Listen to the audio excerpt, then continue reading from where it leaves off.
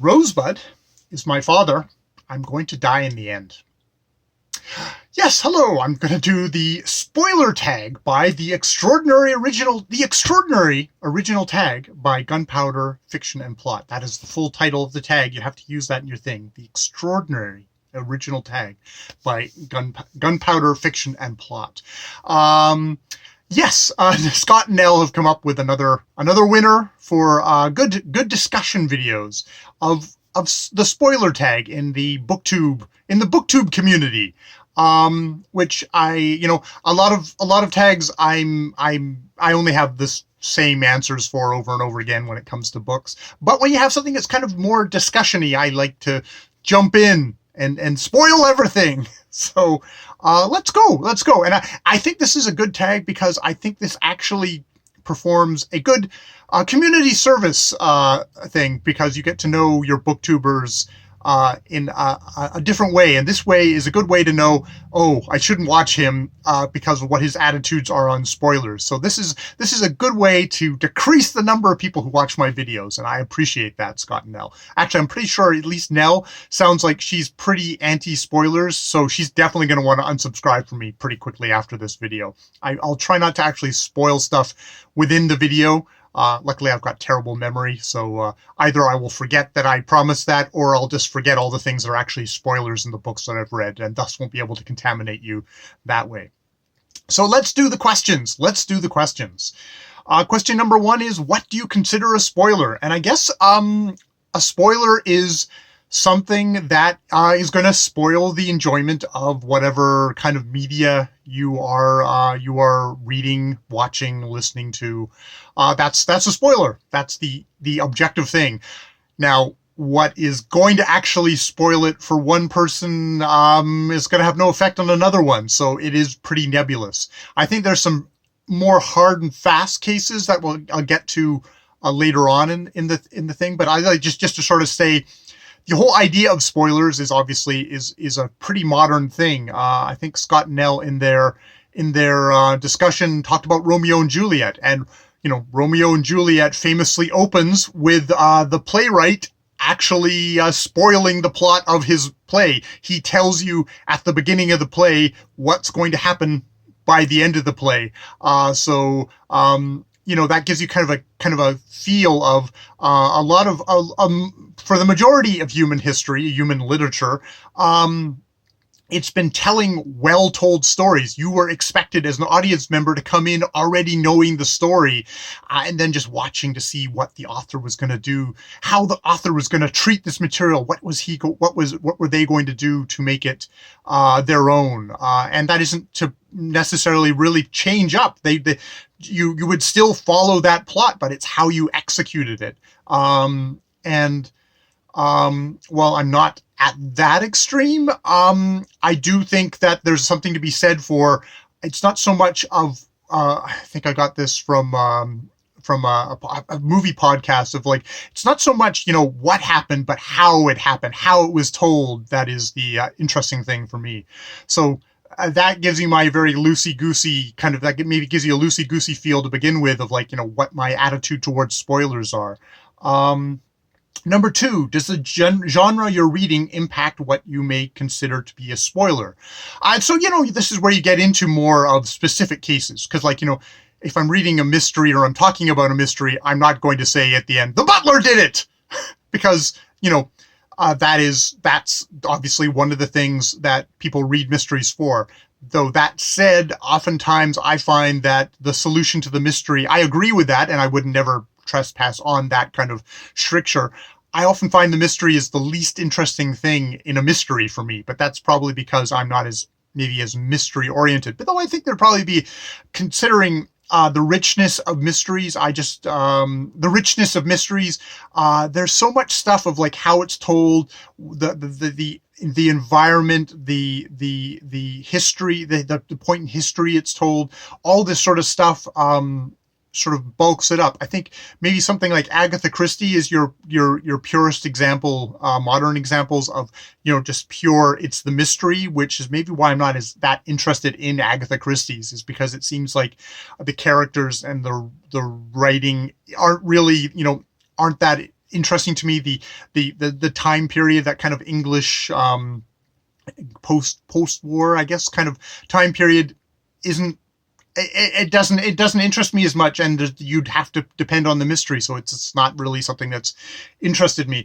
You get that with thrillers, Who Survives and stuff like that. I wouldn't spoil that. Romances, I guess it's like, who's going to get together? I mean, it's a romance, so sort of the genre itself sort of spoils things in a way. It's like that someone's going to get together in them, though who and stuff like that. And nonfiction, I don't know how you could actually spoil nonfiction in the age of Wikipedia, other than to say, if you're watching a review of a nonfiction book, you shouldn't be surprised if someone's going to just sort of treat it as, this is what's happened. I mean, I guess there's certain cases where you could say it's like, wow, they've unearthed a little known story in nonfiction. Like you're talking about not some big giant figure of history that you all the general things of Winston Churchill for say, versus maybe Winston Churchill's butler or something like that, where you wouldn't know exactly what his life turned out as. So maybe that would be a case where even in the nonfiction you might be a little bit more circumspect, because especially if the author themselves has unearthed new information.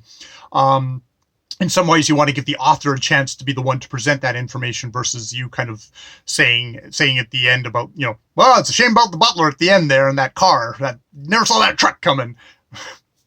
Very violent nonfiction in my case. So number 3, let's continue going.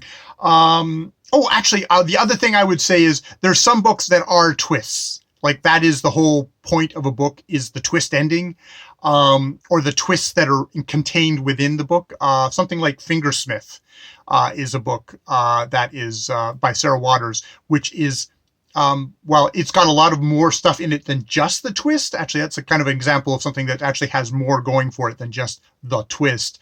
But it's a large appeal of the novel, so that would be something that I'd really try to respect, the twist, or I would say, look, I'm going to talk about the twist because I want to talk about this novel, so go away if you haven't read it. And please go read Fingersmith by Sarah Waters. Number 3, all the best bits are in the trailer.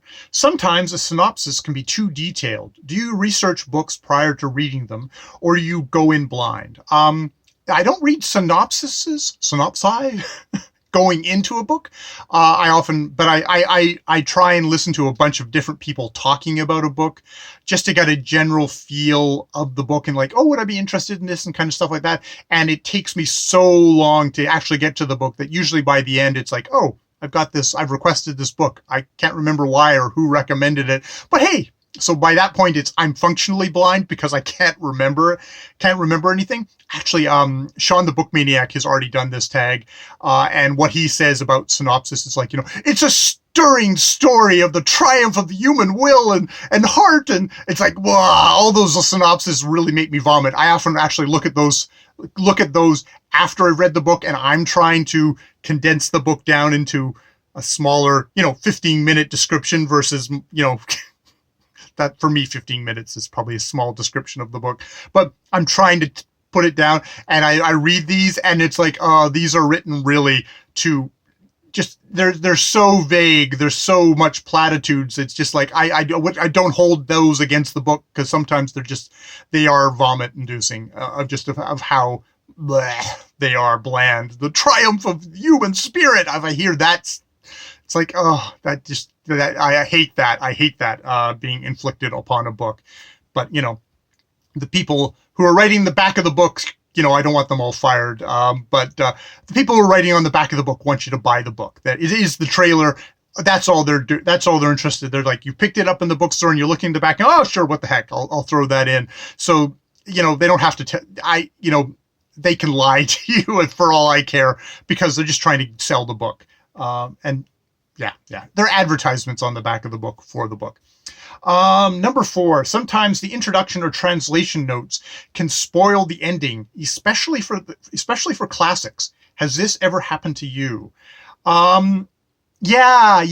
I think, I was reading an Anthony Trollope book, and I never read introductions. I never read introductions to classics, because it's always by somebody who's like, okay, let's describe the entire plot of the book from the beginning to the end. And it's like, I'm actually okay with that sometimes in a review, but if I'm just sitting down, just about to get to page 1, I do not want to have it fresh in my head what, Bozo number 1 at the front of this book had to say about the book in detail right then and there. That's the last point. It's like, I always think introductions should be afterwards. Or, if there was some way of just saying, like, look, here's the context of the novel. The English teacher who sits students down at the beginning and says, look, okay, you're about to read this book. Be aware it was written in this kind of a time period. There was this kind of political stuff going on. Just, doing a little mini history lesson and then releasing you into the book. That I would appreciate, but that does not seem to be what introductions are. They seem to always be a detailed plot synopsis in these things. Where I have been caught is in an Anthony Trollope book where I went to one of the footnotes at the back and it said, oh, and then this person married this person. And it's like, I'm in the middle of reading the book and you've just told me what's happening, 150 pages later. Thank you. That was a point where I was just like, okay, that was a book that was not spoiled because, okay, it's Anthony Trollope and I know plot things are going to happen, but I was like, did you have to tell me that in the footnotes? Because like, by it being a footnote, you knew exactly where I was reading this, but you assumed that this was my 50th time reading Anthony Trollope, and it's my first time reading Anthony Trollope. So I didn't even want to read the footnotes after that point, which is like, it's just like, so I guess number 5, that makes a quick number 5. That's a time when somebody spoiled a novel for me. In real life, I'm never reading a novel at the same time as other people. Have I ever spoiled a novel for somebody else? I can't speak for BookTube, where I've probably done that multiple times, because if you come on to one of my reviews, they are usually god-jeezily long, and I really like discussing the entire novel, but I think we're going to get to that later. But in real life, usually that would be Ja, my human companion through this life, my partner, and I usually say, I'll start saying, I'll describe a book to her and I'll say, are you interested in this book at all? And invariably she says, not in the least. At which point then I will vent about stuff that would be considered a spoiler. So I guess I'm giving her an option. It's funny because, we so rarely kind of read the same books, but at the moment she's reading the next book in Scott Sigler, the Galactic Football League series, and she's. I won't give spoilers. But she's reading it. She's reading it at the moment, and I quickly just sort of asked her questions. How's it going? And then we got into this discussion about what's happening in this novel and how it's such there's a significant shift happening from all the other novels. And we had a whole discussion, and it's like, so I'm not going into the book blind. I know stuff going into when I pick up the book eventually, that I will know stuff, and I don't consider that a spoiler to me. But maybe, yeah, but Ja's probably better at being non-spoilery than I am.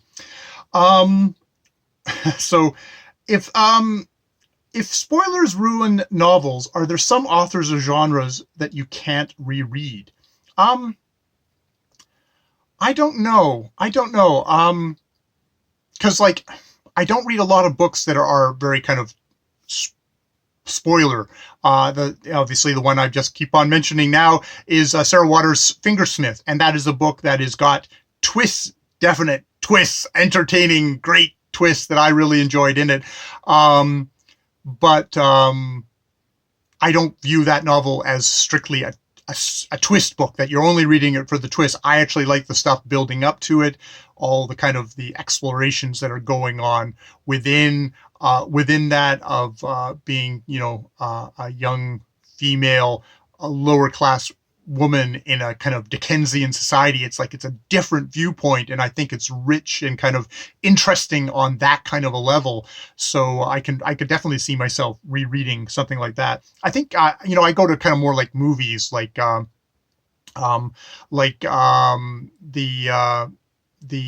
Usual Suspects, or the Haley Joel Osment, the Sixth Sense, where those are movies that they really hinge on their their twists at the end, and I think I have there's less of a chance I'm actually going to go back to ones like that, because to me they kind of really do kind of hinge on that twist at the end, and once it's a little bit deflated. But that's probably the only place where I think a spoiler is going to ruin a book for me.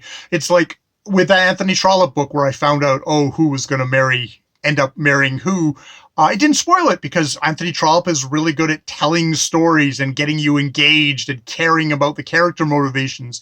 It's not just mechanics. It's just not the mechanics of the story. Also with Sarah Waters, it's just not the mechanics. It's caring about the characters and their motivations and how they do things, and how it's told. The language that is what carries me through. When reviewing, are you spoiler free? Does this limit your ability to discuss? I guess it doesn't limit my ability to discuss, because for the most part, I have a very, very warning. I have a very spoiler alert. I have a very loose, light kind of idea of what spoilers are. I don't know. It's like, it's the nature of BookTube. It's like we're on something where we're discussing books.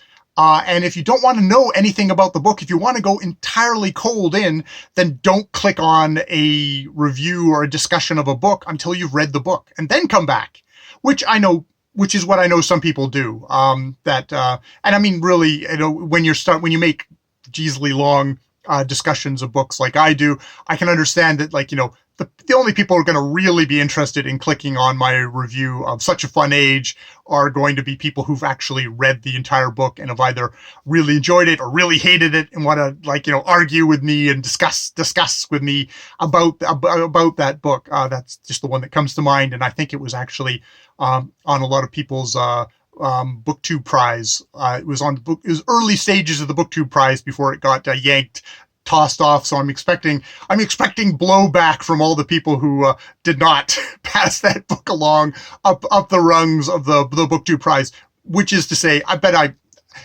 in my defense with that, I haven't read any of the other books. All the other books might have been just that much more awesome. So,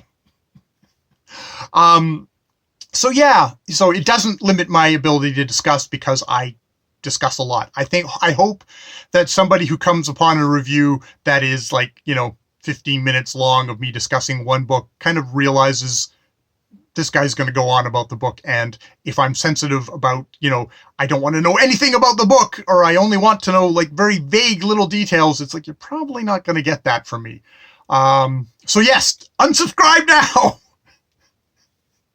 And while you're unsubscribing from me, why not, as prompt number 9 here says, why not subscribe to these channels instead, where I'm sure they all hold spoilers in holy regard. And that would be James Holder, who actually does wonderful Friday kind of reads where he discusses what he's read, his kind of little movie reviews and just sort of life updates, which I've been really enjoying. Michael K. Vaughan, who has just started a channel,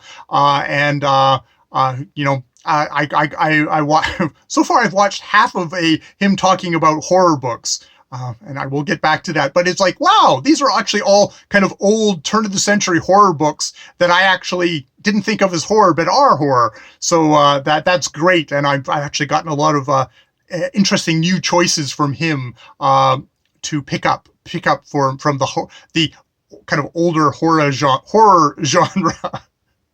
And then, because it's got to be, booktubers I love, both Kelly at Books I'm Not Reading and Jason at Old Blues Chapter and Verse, who just did a Valentine's Day kind of get together where they had a little chat and a little kind of couples disagreement on camera, which was totally great and adorable, and who both have amazing channels just on their own and are such different personalities, but also really mesh well when they get together, which I guess is pretty good good idea. Versus Jean and I, who would just totally, the loggerheads would be very unpleasant. I can say that. She never watches this. And also Juan Bookish Islander, who has been doing a great job lately of reviewing classics, of doing these short little reviews of like the Brothers Karamazov, and Faust and Cervantes and so many others. He's been doing these little reviews which have been giving you what actually I was kind of calling out for at the beginning of this with those dreaded introductions you get in these books. He gives you a lovely kind of introduction, the context of these kind of classic works, but he doesn't spoil the novel because he's doing kind of short little reviews. He is actually, if you don't like my reviews, go see One Bookish Islander, because he is actually really great at giving you context, introducing a book to you, saying a little bit about a book, but not saying too much. All right, so that is my spoiler tag, the extraordinary original tag by Gunpowder Fiction and Plot. Thank you, Scott and Nelle, for this tag. You tagged everybody, which includes me. More videos later.